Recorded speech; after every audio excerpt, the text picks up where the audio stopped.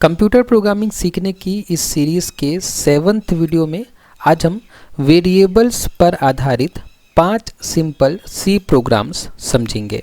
इस सीरीज़ के पिछले वीडियो में, जो कि इस सीरीज़ का 6th वीडियो था, उसमें हमने समझा था कि वेरिएबल्स क्या होते हैं। और अगर आपने इस वीडियो को नहीं देखा है तो मेरी आप लोगों से रिक्वेस्ट है कि पहले आप आई बटन पर क्लिक करके इस वीडियो को देख लीजिए कि वेरिएबल्स क्या होते हैं और वेरिएबल्स को किस तरीके से डिक्लेयर और इनिशियलाइज किया जा सकता है। उसके बाद में जब आप इस वीडियो पर वापस आएंगे तब आपको ये सारे प्रोग्राम्स ज़्यादा समझ में आएंगे। मैं ये मान के चल रहा हूँ कि अभी तक आपने कोई भी प्रोग्रामिंग नहीं करी है और आपका प्रोग्रामिंग में ये पहला एक्सपीरियंस है, इसलिए चीज़ों को थोड़ा मैं ज़्यादा डिटेल में बताऊँगा। तो आज के इस वीडियो में जो हम सबसे पहला सी प्रोग्राम समझेंगे वो होगा एडिशन ऑफ 2 नंबर्स, कि 2 नंबर्स को हम किस तरीके से ऐड कर सकते हैं सी प्रोग्राम की मदद से। तो 2 नंबर्स को ऐड करने के लिए ये पहले प्रोग्राम है। पहले हम इस प्रोग्राम को समझ लेते हैं, उसके बाद में हम आपको इस प्रोग्राम को VS कोड में रन करके भी दिखाऊंगा। तो जब भी हम सी में प्रोग्राम लिखते हैं तो हमेशा जो हमारी पहली लाइन होती है वो होती है हैज़ इंक्लूड stdio.h। तो इस लाइन में लिखा है कि हैज़ इंक्लूड stdio.h, मतलब कि हमारे प्रोग्राम में stdio.h फाइल को इंक्लूड किया जाए। ठीक है, नाम में से समझ में आ रहा है कि इंक्लूड किया जाए। किसको इंक्लूड किया जाए? stdio.h को। ठीक है, जब आप ये लाइन लिखेंगे तो आपको यहाँ पे हैज़ भी लगाना है, उसके बाद में स्पेस भी देना है, उसके बाद में ये एंगल ब्रैकेट जो लगे हुए हैं इनको भी लगाना है और stdio.h पूरा लिखना है। ठीक है, .h मतलब होता है हेडर फाइल और stdio.h मतलब होता है स्टैंडर्ड। std मतलब स्टैंडर्ड, io मतलब इनपुट आउटपुट, मतलब कि हमारे प्रोग्राम में जो भी इनपुट और आउटपुट के लिए जो फंक्शन उपयोग किए जाएंगे उनका डिक्लेरेशन इस हेडर फाइल में होता है।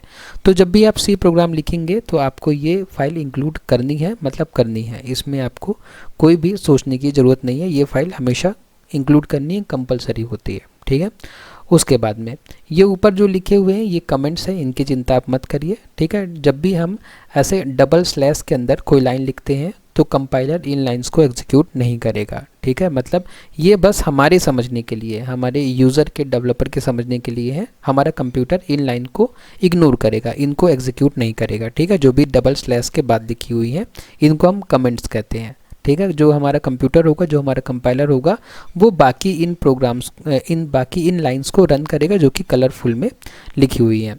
तो जब हम इंक्लूड कर लेते हैं stdio.h को, उसके बाद हम लिखते हैं इंट मेन। ये आपको हमेशा लिखना है, ये मेन फंक्शन है। जब आप एक बड़ा प्रोग्राम लिखते हैं, जब सी प्रोग्रामिंग में आप थोड़ा एक्सपीरियंस हो जाएंगे तो आप क्या करेंगे, अपने प्रोग्राम में बहुत सारे फंक्शन लिखेंगे। तो जो हमारा कंपाइलर होता है वो सबसे पहले ढूंढता है कि मेन कहाँ है और मेन फंक्शन से ही एग्जीक्यूशन स्टार्ट होता है। इसलिए हमें हर प्रोग्राम में एक मेन फंक्शन चाहिए ही होता है। ठीक है, और जो इंट लिखा है ये है इस फंक्शन का रिटर्न टाइप। ठीक है, रिटर्न टाइप मतलब कि जब ये फंक्शन का एग्जीक्यूशन पूरा हो जाएगा तो ये फंक्शन क्या रिटर्न करेगा। तो हम बता रहे हैं कि ये फंक्शन इंटीजर रिटर्न करेगा। इंटीजर रिटर्न करेगा मतलब देखिए यहाँ पे हमने लास्ट में लिखा है, जब हमारा पूरा जो फंक्शन है वो कंप्लीट हो गया है तो फंक्शन ख़त्म होने से पहले हमने रिटर्न किया है 0। ठीक है, मतलब ये फंक्शन हमारा क्या रिटर्न कर रहा है, एक इंटीजर रिटर्न कर रहा है। ठीक है, और रिटर्न करना ज़रूरी क्यों है, वो जब हम फंक्शन चैप्टर पढ़ेंगे तब हमें चीज़ें और अच्छे से समझ में आएंगे। उसके बाद में इस सीरीज़ के पिछले वीडियो में हमने समझा था कि हम वेरिएबल को किस तरीके से डिक्लेयर कर सकते हैं। तो यहाँ पे वेरिएबल का डिक्लेरेशन है। ठीक है, यहाँ पे हमने 3 वेरिएबल डिक्लेयर किया है। कौन कौन से नाम के? num1 नाम के, num2 नाम का और सम नाम का। ये 3 वेरिएबल हमने डिक्लेयर किए हैं। पिछले वीडियो में हमने समझा था कि जब हम वेरिएबल डिक्लेयर करते हैं तो मेमोरी में उस वेरिएबल के लिए स्पेस रिजर्व हो जाता है।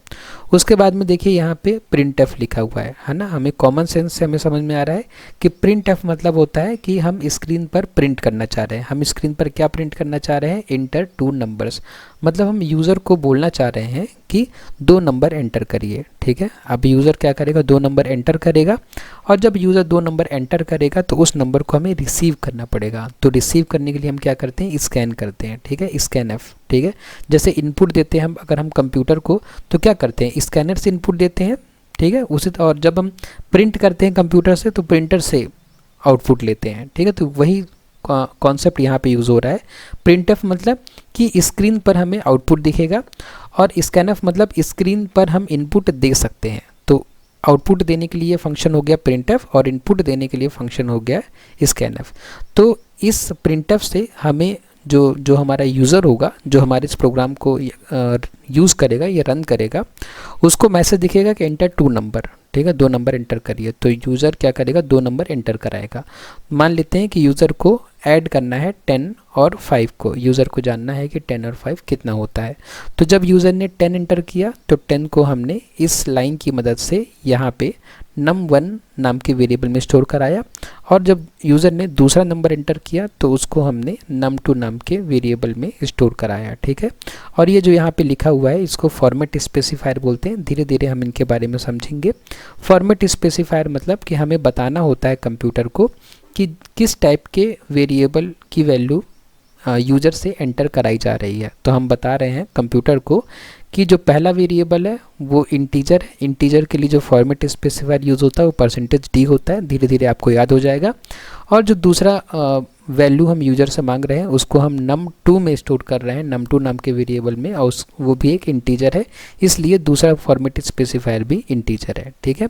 और ये m% लगाना ज़रूरी होता है क्योंकि ये एड्रेस ऑफ ऑपरेटर होता है। एड्रेस ऑफ ऑपरेटर की मदद से जो वैल्यू यूज़र ने दी है उसको हम मेमोरी में सही जगह स्टोर कर पाते हैं, ठीक है। तो स्कैनफ का सिंटेक्स ही होता है ये। तो हमें याद करना है कि सबसे पहले हमें बताना है कि कितनी वैल्यूज़ हम यूज़र से ले रहे हैं। तो जब 2 वैल्यू ले रहे हैं तो 2 बार फॉर्मेट स्पेसिफायर लिखा हमने डबल कोट्स के अंदर, है ना। 1 वैल्यू लेते हैं तो 1 फॉर्मेट स्पेसिफायर लिखते और 3 वैल्यू लेते तो 3 फॉर्मेट स्पेसिफायर लिखते हैं, ठीक है। और सिंटेक्स जैसे लिखा है एकदम ऐसे ही आपको लिखना है। उसके बाद जब हमने नंबर num2 में वैल्यू ले ली तो हमने क्या किया, दोनों को ऐड किया, और ऐड करने के बाद जो आंसर आया उसको हमने सम नाम के वेरिएबल में स्टोर कर दिया, ठीक है। कैसे स्टोर कर दिया, इस ऑपरेटर की मदद से। इस ऑपरेटर को हम बोलते हैं असाइनमेंट ऑपरेटर। मतलब राइट साइड में जो भी वैल्यू आएगी उसको असाइन करो कहाँ पे, लेफ्ट साइड के वेरिएबल में। तो लेफ्ट साइड में क्या है, सम। तो दोनों को ऐड करने के बाद हमें 15 मिलेगा, तो 15 को हम कहाँ लिख देंगे, सम के अंदर, ठीक है। अब सम नाम के वेरिएबल में हमारा आंसर आ गया, तो हम प्रिंटफ की सहायता से सम की वैल्यू को हमने क्या कर दिया, प्रिंट कर दिया, ठीक है। अब प्रिंट करने के लिए भी जो सिंटेक्स है इसको हमें धीरे धीरे याद करना पड़ेगा। इसका मतलब ये है कि डबल कोट्स के अंदर जो भी हम लिखेंगे वो आउटपुट स्क्रीन में दिखेगा। जैसे यहाँ पे हमने प्रिंटफ के अंदर जो स्टेटमेंट लिखा था वो डबल कोट्स के अंदर लिखा था। डबल कोट्स के अंदर जो भी चीज़ें लिखी जाएंगी वो स्क्रीन में दिखेंगी। तो डबल कोट्स के अंदर यहाँ पे लिखा हुआ है ना, लेकिन देखिए यहाँ पे डबल कोट्स के अंदर कई बार हमें ऐसा हो सकता है कि हमें वेरिएबल प्रिंट करना होता है। देखिए ये तो कांस्टेंट है, सम तो एज इट इज़ लिख के आ जाएगा, सम लिख के आ जाएगा, वैसे ही इक्वल टू भी लिख के आ जाएगा, लेकिन %d मतलब होता है कि यहाँ पे जो सम लिखा है ना इसकी वैल्यू, ठीक है। सम की वैल्यू हमें यहाँ पे चाहिए, इसलिए हमने यहाँ पे फॉर्मेट स्पेसिफायर लिखा है, ठीक है। धीरे धीरे जब आप और प्रोग्राम देखेंगे तो आपको धीरे धीरे समझ में आने लग जाएगा कि हम कहाँ पे क्या लिख रहे हैं, ठीक है। पहली बार में हो सकता है कि चीज़ें समझने में डिफ़िकल्ट हो। तो इस तरीके से फिर हमें क्या मिल जाएगा, यहाँ पे आउटपुट मिल जाएगा इस लाइन की सहायता से। उसके बाद रिटर्न 0 क्यों कर रहे हैं, क्योंकि हमारे फंक्शन का रिटर्न टाइप क्या है, इंट है। मतलब हमने क्या कर दिया, एक इंटीजर रिटर्न कर दिया, ठीक है। अभी इंटीजर को रिटर्न करना बहुत सेंस नहीं बना रहा है, लेकिन धीरे धीरे ये सेंस बनाने लग जाएगा। आपको जब रिटर्न के और उपयोग दिखेंगे तब आप जान जाएंगे कि हम रिटर्न क्यों लगाते हैं, ठीक है।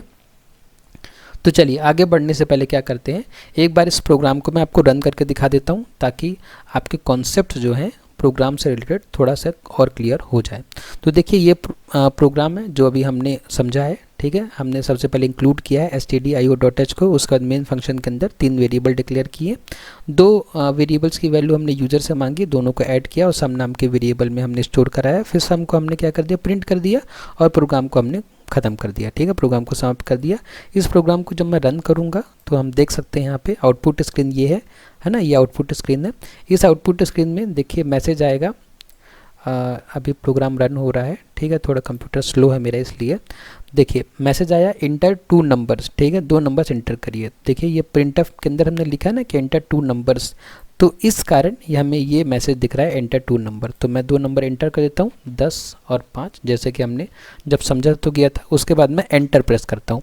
एंटर प्रेस करने के बाद देखिए ये प्रोग्राम का एग्जीक्यूशन हुआ और सम की वैल्यू हमें 15 मिल गई, ठीक है। सम की वैल्यू 15 कहाँ से मिली, हमें इस लाइन से मिली यहाँ पे, ठीक है, print of sum equal to percentage D. ठीक है, तो sum equal to percentage D मतलब जो हमारा वेरिएबल है उसकी वैल्यू, तो वेरिएबल कहाँ है, सम है, सम नाम के वेरिएबल की वैल्यू यहाँ पे हमें मिल गई।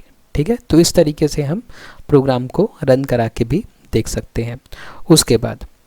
उसके बाद क्या है, अगला प्रोग्राम हम समझ लेते हैं, उसके बाद इसको प्रोग्राम को रन करके हम देखेंगे। अगला प्रोग्राम ये है कि यूज़र से वर्तमान आयु इनपुट में लेना है और 5 साल बाद की आयु दिखाना है। तो अगर आपने पहला प्रोग्राम समझ लिया है तो अब इस प्रोग्राम को समझने में आपको आसानी होगी। तो सबसे पहले हमने इंक्लूड किया क्या किया, stdio.h को इंक्लूड कर लिया अपने प्रोग्राम में, ज़रूरी है इसको इंक्लूड करना। उसके बाद में मेन फंक्शन के अंदर हमने 2 वेरिएबल डिक्लेयर किए हैं, पहला वेरिएबल एज नाम का और दूसरा वेरिएबल फ्यूचर एज का, है ना, फ्यूचर एज नाम का दूसरा वेरिएबल हमने बनाया। ठीक है, 2 वेरिएबल बना लिए। प्रिंटफ में यूज़र से हमने उससे करंट एज मांगी, यूज़र ने मान लेते हैं कि 20 एंटर किया, तो हमने उस 20 को रिसीव कर लिया कहाँ पे, एज नाम के वेरिएबल में। ठीक है, स्कैनफ की सहायता से। उसके बाद में हमने जो यूज़र से एज मांगी थी उसमें हमने 5 ऐड किया और फ्यूचर एज में रख दिया। तो एज यूज़र ने जो एंटर कराई थी वो 20 थी, 20 + 5 हो जाएगा 25। ठीक है, और फ्यूचर एज में क्या आ गया, 25। तो उसके बाद में हमने क्या कर दिया, फ्यूचर एज की वैल्यू को प्रिंट कर दिया। Your age after 5 years will be percentage D, मतलब फ्यूचर एज क्या हो जाएगी आपकी, 25 हो जाएगी। फिर हमने रिटर्न कर दिया। ठीक है, तो इसको हम रन करके देख सकते हैं अपने VS कोड में, इसको देख लेते हैं रन करके। तो ये एज नाम का जो हमारा प्रोग्राम है, ठीक है, इसमें हमने वही काम किया है। यूज़र से हमने क्या करी है, एज की वैल्यू मांगी है। उसके पहले हमने 2 वेरिएबल बनाए थे, जिसमें से एज नाम के वेरिएबल में हम यूज़र द्वारा दी गई वैल्यू को हम ऐड कर रहे हैं, मतलब स्टोर कर रहे हैं। ठीक है, उसके बाद में एज में हमने 5 ऐड किया और जो भी आंसर आया उसको हमने फ्यूचर एज में रख दिया। उसके बाद में हमने वैल्यू को प्रिंट कर दिया। इस प्रोग्राम को मैं रन कर सकता हूँ। रन करने के लिए मुझे सबसे पहले इंटर योर करेंट एज पूछा गया है, तो मैं 20 इंटर कर देता हूँ, मान लेते हैं, और मैं एंटर करता हूँ। तो your age after 5 years will be 25। ठीक है, 5 ऐड करके हमें आंसर मिल गया है। ठीक है, अगर आपको लग रहा हो कि VS कोड कैसे इंस्टॉल करते हैं और कैसे ये सब प्रोग्राम रन करते हैं, तो उसके लिए मैंने एक वीडियो बनाया था जिसमें बताया था कि VS कोड कैसे हम सेटअप कर सकते हैं और कैसे कन्फिगर कर सकते हैं VS कोड को C प्रोग्राम रन करने के लिए। अगर आपको वीडियो देखना है तो आप अभी आई बटन पर क्लिक करके उस वीडियो को देख सकते हैं और अपना कंप्यूटर में, अपने सिस्टम में VS कोड को कन्फिगर कर सकते हैं। ठीक है, उसके बाद में अब जो नेक्स्ट क्वेश्चन है वो है कि calculate the area of rectangle, मतलब ये जो प्रोग्राम है यह यूज़र से जो रेक्टेंगल है उसकी लंबाई और चौड़ाई लेगा और क्षेत्रफल की गणना करेगा। ठीक है, हमको पता है कि जो रेक्टेंगल होता है उसका जो एरिया होता है, रेक्टेंगल जैसे कि हम सब जानते हैं कि रेक्टेंगल कुछ इस तरीके से होता है, उसकी लेंथ होती है और ब्रेड्थ होती है। ठीक है, तो जो एरिया होता है रेक्टेंगल का वो क्या होता है, L × B। ठीक है, लेंथ × ब्रेड्थ। ठीक है, इसका एरिया होता है रेक्टेंगल का। ठीक है, लेंथ × ब्रेड्थ। तो यही प्रोग्राम है हमारा, हमें यूज़र से लेंथ और ब्रेड्थ लेना है किस रेक्टेंगल का और उसका एरिया यूज़र को बताना है। तो उसके लिए प्रोग्राम में सबसे पहले हमने इंक्लूड किया है किसको, stdio.h को। उसके बाद मेन फंक्शन के अंदर हमने ये 3 वेरिएबल्स डिक्लेयर किए हैं, लेंथ, ब्रेड्थ और एरिया नाम का। ठीक है, मैं यहाँ पे शॉर्ट में चाहूँ तो लिख लेता हूँ, लेंथ, ठीक है, ब्रेड्थ और एरिया। ठीक है, ये 3 मैंने वेरिएबल बना लिए। ठीक है, उसके बाद में हमने क्या बोला, हमने यूज़र को बोला कि enter length and breadth of rectangle का लेंथ और ब्रेड्थ, जो कि आपको जिसका एरिया निकालना है उस रेक्टेंगल का लेंथ और ब्रेड्थ आप एंटर कराइए। ठीक है, तो यूज़र ने हमें कोई 2 वैल्यू दी होंगी, तो हम 2 वैल्यू ले लेते हैं। मान लेते हैं लेंथ 5 है और ब्रेड्थ 10 है। ठीक है, तो हमने लेंथ को लेंथ नाम के वेरिएबल में स्टोर कर लिया और ब्रेड्थ को ब्रेड्थ नाम के वेरिएबल में स्टोर कर लिया। उसके बाद में दोनों को मल्टीप्लाई करके हमने क्या कर दिया, एरिया नाम के वेरिएबल में स्टोर करा दिया। तो एरिया में क्या आ जाएगा, 50 आ जाएगा, क्योंकि 5 × 10 हो जाएगा, तो 5 × 10 क्या हो जाएगा, 50 हो जाएगा। उसको हमने एरिया नाम के वेरिएबल में स्टोर कर दिया और बाद में हमने क्या कर दिया, उस एरिया को प्रिंट कर दिया। ठीक है, हम इसे देख सकते हैं VS कोड में रन कराकर। तो मैंने अपना VS कोड ओपन किया और ये हमारा प्रोग्राम है जो अभी हमने समझा। इसको अगर मैं रन करूँगा तो ये प्रोग्राम हमें सबसे पहले बोलेगा enter length and breadth of the rectangle. ठीक है, ये मैसेज कहाँ से आया, ये मैसेज यहाँ से आया। ठीक है, इस लाइन से, जो कि हमने प्रिंटफ में लिखा ना, enter length and breadth of rectangle, तो वहाँ से ये लाइन आई। तो हमने 2 वैल्यूज़, एक लेंथ के लिए और एक ब्रेड्थ के लिए हमने क्या कर दिया, हमने एंटर करा दिया। और जैसे ही हम एंटर की प्रेस करेंगे तो कैलकुलेशन होके जो एरिया नाम के वेरिएबल में आंसर आ जाएगा और बाद में एरिया ऑफ रेक्टेंगल प्रिंट होके हमें मिल जाएगा। ठीक है, तो एरिया ऑफ रेक्टेंगल क्या आ जाएगा हमारा 50 आ जाएगा इस लाइन से। ठीक है, तो देखिए सारे प्रोग्राम उसी तरीके के हैं। अगर आपने एक प्रोग्राम भी अच्छे से समझ लिया, आपको जो सा कोर कॉन्सेप्ट है वो समझ में आ गया, उसके बाद प्रोग्रामिंग कोई बहुत मुश्किल काम नहीं है।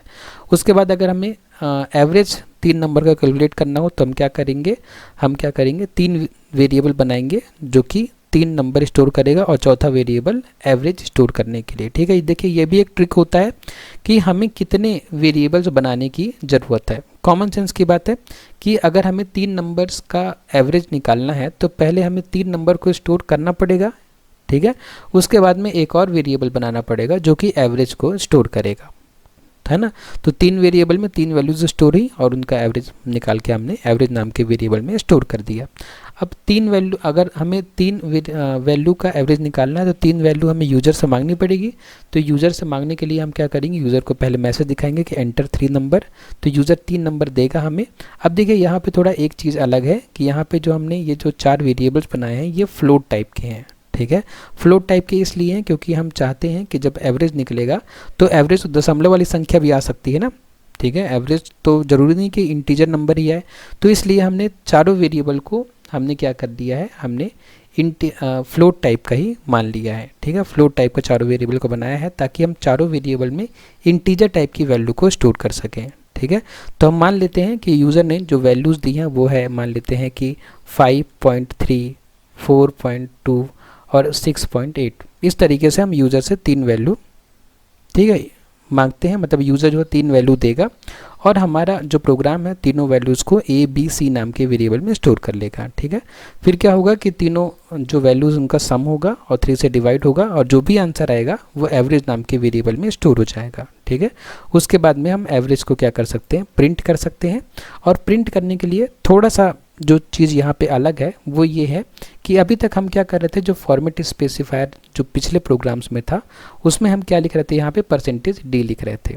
ठीक है, क्योंकि हमें इंटीजर ही प्रिंट करना था, लेकिन यहाँ पे जो हमारे वेरिएबल्स हैं वो फ्लोट टाइप के हैं। ठीक है, मतलब हम दशमलव वाली संख्याओं को भी क्या करना चाह रहे हैं, दशमलव वाली संख्याओं को भी स्टोर करना चाह रहे हैं। तो जब हमें प्रिंट कराना होगा तो इंटीजर के लिए जो फॉर्मेट स्पेसिफायर था, इंटीजर के लिए जो फॉर्मेट स्पेसिफायर था वो %d था। वैसे ही जो फ्लोट होगा उसके लिए फॉर्मेट स्पेसिफायर जो होगा वो क्या होगा, %f। ठीक है, यहाँ पे देखिए हमने फॉर्मेट स्पेसिफायर %f का उपयोग किया है। तो हमने 3 वेरिएबल जो कि फ्लोट टाइप के थे तो उनमें हमने 3 जो दशमलव वाली संख्या थी उनको यहाँ पे स्टोर कर दिया। लेकिन जब हमें अब प्रिंट कराना है, ठीक है, जब हमें आंसर को प्रिंट कराना है तो हमारे पास 2 तरीके हैं, है ना। पहला तरीका है कि हम यहाँ पे सिर्फ लिख देते हैं %f, तो भी हमारा आंसर आ जाएगा। ठीक है, तो भी कोई दिक्कत नहीं होगी। लेकिन इसमें जो एक गड़बड़ वाली बात होगी वो ये होगी कि आंसर हमारा दशमलव के बाद कई डिजिट आ जाएगा। ठीक है, दशमलव के बाद कई डिजिट का आंसर आ जाएगा जो कि हमें नहीं चाहिए। हमें क्या चाहिए कि दशमलव के बाद 2 ही डिजिट का आंसर हमें चाहिए। तो हम क्या करते हैं कि %, ठीक है, और f के बीच में हम 0.2 लगा देते हैं। 0.2 का मतलब ये है कि दशमलव के बाद हमें 2 डिजिट में आंसर चाहिए। दशमलव के बाद हमें 2 डिजिट में आंसर चाहिए। आप चाहें तो %f भी लिख दें तो भी कोई दिक्कत नहीं है। धीरे धीरे आपको समझ में आ जाएगा कि कहाँ पे 0.2 लगाना है कि 0.2 नहीं लगाना है। ठीक है, तो चलिए इस प्रोग्राम को मैं एक बार आपको रन करके दिखाता हूँ और उसमें मैं दिखाऊँगा कि अगर हम 0.2f कि भी हटा देते हैं तो भी हमारा आंसर आएगा, कोई दिक्कत उसमें ज़्यादा होती नहीं है। तो मैं इसको रन करता हूँ। रन करने के बाद हमें मैसेज दिखा एंटर 3 नंबर, जो कि हमने यहाँ लिखा था, हमें आउटपुट में दिख रहा है कि एंटर 3 नंबर। तो 3 नंबर मैं एंटर कर देता हूँ। मान लेते हैं कि 4.8, ठीक है, 3.4 और फिर 8.5। ठीक है, ऐसे रैंडमली मैंने खुद 3 नंबर ले लिए और मैंने एंटर पे प्रेस किया। ठीक है, तो हम यहाँ देख सकते हैं कि देखिए एवरेज में हमारा जो आंसर है 5.57 आया है। ठीक है, क्योंकि 0.2f लगा हुआ। 0.2f मतलब कि दशमलव के बाद हमें 2 संख्याएं ही चाहिए आउटपुट में। लेकिन अगर मैं यहाँ से 0.2 रिमूव कर दूँ, 0.2 मैं हटा दूँ, ठीक है, प्रोग्राम को सेव करूँ और प्रोग्राम को मैं फिर से रन करूँ। ठीक है, रन करके मैं वही सेम वैल्यू दूँ जो मैंने पहले दी थी, 4.8, फिर 3.4 और 8.5। ठीक है, और मैं रन करूँ प्रोग्राम को, तो अब आप देख सकते हैं कि दशमलव के बाद जो हमारा संख्याएं हैं वो 2 से ज़्यादा हैं। ठीक है, बाय डिफ़ॉल्ट 2, 2, 4, 2, 6 संख्याएं आती हैं।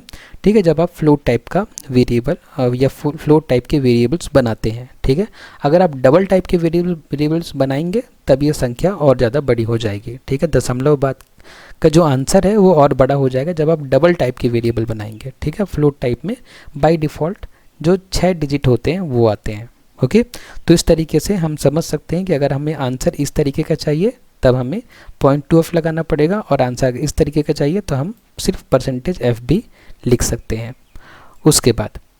उसके बाद जो आखिरी प्रोग्राम है वो है मल्टीप्लिकेशन ऑफ 2 नंबर। बहुत इजी प्रोग्राम है, जैसे हमने एडिशन किया था सेम वैसे ही हमने क्या कर दिया, मल्टीप्लिकेशन कर दिया है। ठीक है, सब कुछ सेम है। हमने इंक्लूड किया, हमने 3 वेरिएबल बनाए, हमने 2 वैल्यूज़ यूज़र से ली और दोनों नंबर्स को हमने क्या किया, मल्टीप्लाई करके प्रोडक्ट नाम के वेरिएबल में स्टोर कर दिया और हमने प्रोडक्ट को प्रिंट कर दिया। ठीक है, बहुत ही सिंपल प्रोग्राम है, इसमें कुछ भी नहीं है। जैसे एडिशन वाला था एकदम सेम वैसा ही है। इसको हम रन करके देख सकते हैं। रन करके जब हम देखेंगे मल्टीप्लिकेशन वाले प्रोग्राम को, तो मैंने रन किया। ठीक है, रन करने के बाद हमें बोला एंटर 2 नंबर, तो मैंने 2 नंबर दे दिया, मान लीजिए 4 और 7। तो जब हमने प्रोग्राम रन किया तो हमें मिला प्रोडक्ट इज इक्वल टू 28, मतलब 2 नंबर का जो मल्टीप्लिकेशन होगा वो 28 होगा। ठीक है, तो इस तरीके से ये सारे प्रोग्राम्स जो है रन किए जा सकते हैं। उसके बाद में आज के इस वीडियो में बस इतना ही। अगर आपको ये क्वेश्चंस चाहिए, इन क्वेश्चंस का प्रोग्राम चाहिए, तब आप क्या कर सकते हैं, नीचे डिस्क्रिप्शन बॉक्स में लिंक दिया हुआ है, उसका उपयोग करके आप इस PDF को डाउनलोड कर सकते हैं जिसमें आपको ये सारे क्वेश्चंस मिल जाएंगे। ठीक है, और आप अपने से भी इन प्रोग्राम्स को समझ सकते हैं। उसके बाद में अगर आपको वीडियो यूज़फुल लगा तो वीडियो को लाइक करें, शेयर करें अपने फ्रेंड्स के साथ में और सब्सक्राइब करें चैनल को। आपने वीडियो को लास्ट तक देखा उसके लिए बहुत बहुत धन्यवाद।